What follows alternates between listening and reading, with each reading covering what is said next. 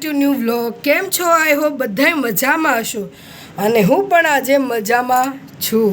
તો આજે છે થોડોક લેઝી ટાઈપ ડે, કેમ કે આજે કામ કરવાનો કંટાળો આવે છે.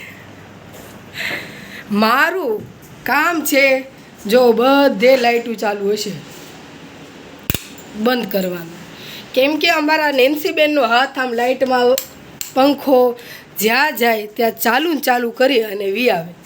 અને ધ્રુવીબેનનું કામ છે સવારમાં હિંચકા ખાવાનું. કેટલી ઉટપટાંગ હરકતો કરી રહી છે. એને રાતને દી હિંચકા જ ખાવા હોય તો તમને ચલો માતાજીના દર્શન કરાવી દઉં.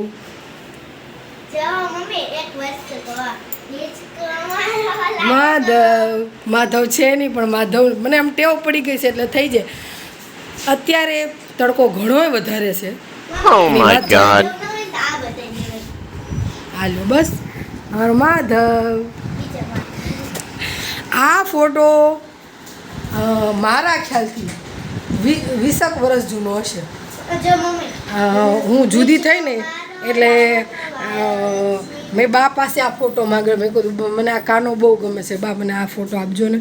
એટલે કે સારું લેતા જજો. એટલે ત્યારથી મારી પાસે જ છે.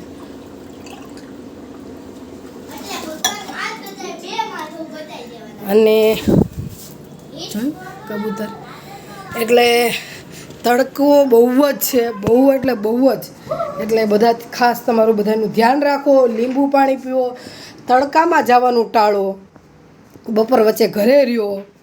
4-5 દિવસ ધ્યાન રાખો, કેમ કે તડકો થોડુંક વધારે છે એટલે થોડુંક વધારે ગેલેરીમાં જવાનું મન નથી થતું ને આમ લેઝી જેવું થાય છે. જો અમારી આંખો હોજી ગયેલી હશે. તો કાલે ગાર્લિક બ્રેડ સુપર ઓસમ બની હતી, એની વાત જવા દો. એનો સ્વાદ હજુ આમ થાય કે ઓહો. બ્રેડવાળી પણ બનાવી હતી અને આ પણ બનાવી હતી. તો બ્રેડવાળી છે ને, સોરી મેં બતાવ્યું નહોતું, પણ છે ને નેક્સ્ટ ટાઈમ બનાવીશ ને તો હું ચેતનને ભાવી હતી એ ખાસા કહું 11:30 પોણા 12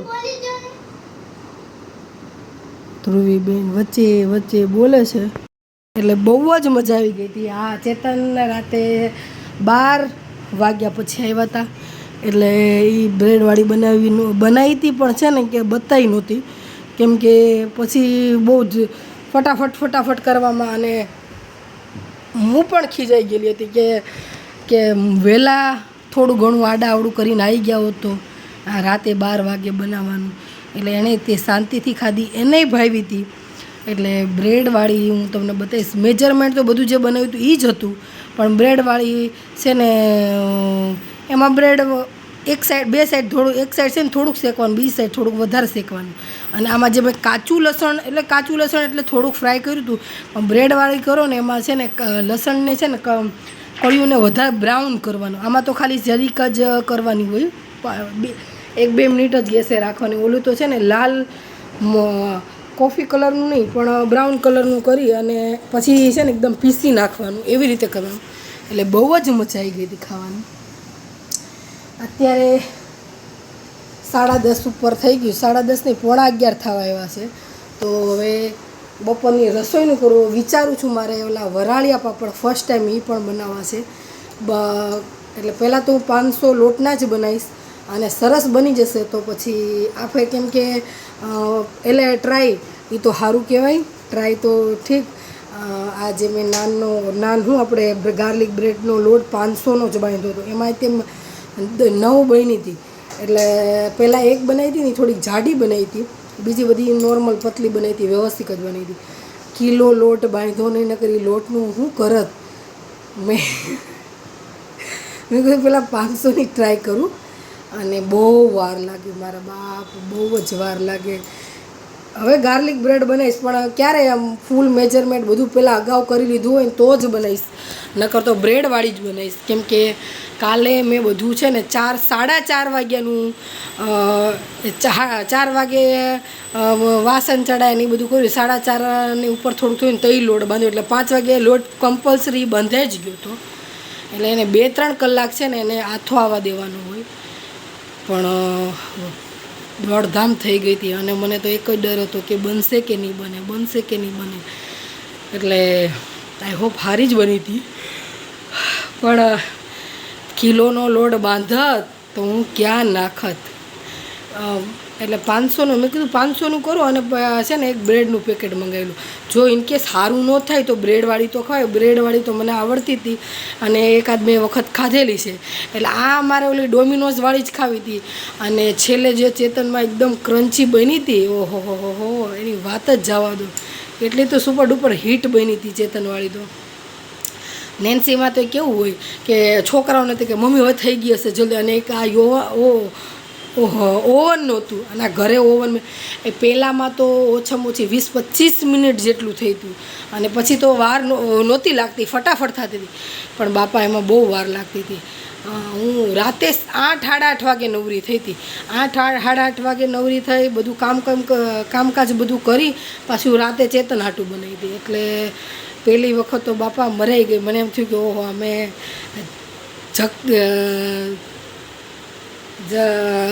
જગતા દેતવા હાથમાં લઈ લીધા. ધ્રુવી મને પૂછે છે કે મમ્મી પૈસા, એટલે એને મારે મોકલવી છે નીચે વસ્તુ લેવા. એટલે ચલો બાય, અત્યારે હું મૂકી દઉં. બપોરે હજુ મેનુમાં જમવામાં શું છે એ હજુ હકુડકું છે કે બનાવવાનું તો છે, પણ શું બનાવવાનું છે એ મને હજુ કેમ કે રીંગણા ભીંડો તો કાલ બનાવ્યો હતો. કેમ કે ભીંડો કાલ વસ્તુ લેવા ગઈ ને તો એ ભીંડો લેતી હોય. કેમ કે ધ્રુવીની લોકોને ભીંડો ભાવે ને એટલા માટે એમ કે છોકરાઓ ઘરે હોય તો 1-2 દિવસ ચેતનનું કંઈક એવું શાક બનાવ્યું હોય તો હારવાર થોડાક ભીંડાનું શાક છોકરા વાટું બનેલું. દેશી જેવા રીંગણા લાવીશું. જો મસાલા રીંગણા બનાવું કે પછી બીજું કંઈક બનાવું, ઘણા 1-2-3 ઓપ્શન છે. ઢોકળીનું શાક છે, પાડીને સેવનું શાક છે. એટલે મને ફૂલ ખબર નથી. એટલે આજે પાપડનું જે કરવાનું છે ને એટલે મારે ફટાફટ કરીને જો બનાવી નાખું. 500નો જ બનાવું અને જોઉં છું ટાઈમ ઉપર આધારિત. એટલે એ બનાવવાના છે. અને 2-3 દિવસ રજા છે. આજે અમારે બહાર જવાનું હતું પણ એ તડકાના હિસાબે ચેતન એમ કીધું છે કે બહુ તડકો છે પછી અહીંથી એટલે કે મારા કાકાના ઘરે જવાનું હતું. એટલે તડકાની હિસાબે મેં ના પાડી દીધી. હવે જોઈએ છે શું કરીએ શું નહીં. આજે બપોરે આપણે ઘરે રહી અને કાંઈક કરશું અલગ ખુરાફાતી, હે ને ધ્રુવી? આ દો રંગી દુનિયામાં રંગીન મિજાજ તમારા, એ મારું જુગનું, ये जुल्मों की दुनिया में जुगनू है नाम हमारा.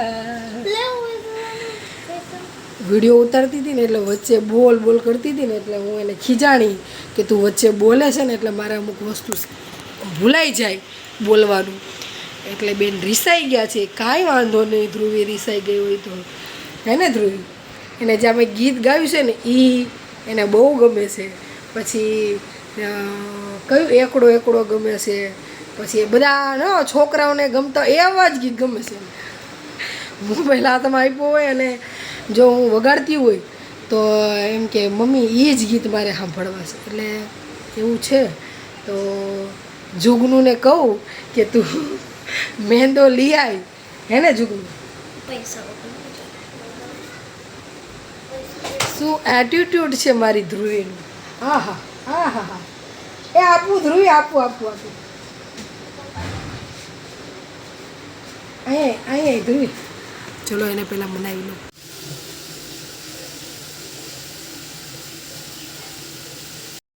આજનો દિવસ આમ હેડિક હતો અને શું કેવું વાત, કેમ કે આજે બહુ જ કામ હતું. તો પાપડ મસ્ત સુકાઈ ગયા છે. તો આ કાલે તળાશે. એટલે કાલે તળાશું અને કાલે રિઝલ્ટ એનું મળશે કેવા થયા છે કેવા નહીં. ધ્રુવી કહે છે દિલ બન્યું છે, દિલવાળો પાપડ. એટલે વાગી ગયા છે 10:30. 10:30માં 5 બાકી છે. કાંઈ વાંધો નહીં, થેન્ક યુ.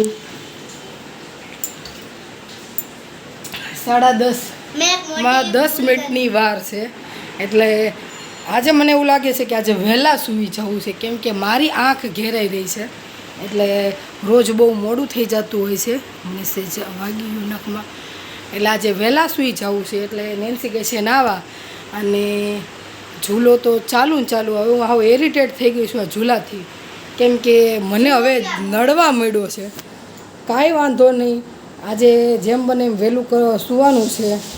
તો આજનો દિવસ ગયો સારો. આજે શાક લેવા ગઈ હતી, પાપડનું એવું બધું બનાવ્યું હતું, અને હજુ 1-2 કામ જેઓને અત્યારે યાદ નથી. તો માતાજી જય શ્રી કૃષ્ણ. હવે જેવી રીતે આજે દિવસ રાત્રિ, હવે કાલે પાછા મળીશું આપણે. નવું સવાર, નવો દિવસ અને નવા એન્જોયમેન્ટ સાથે. તો ચલો બાય બાય, જય શ્રી કૃષ્ણ.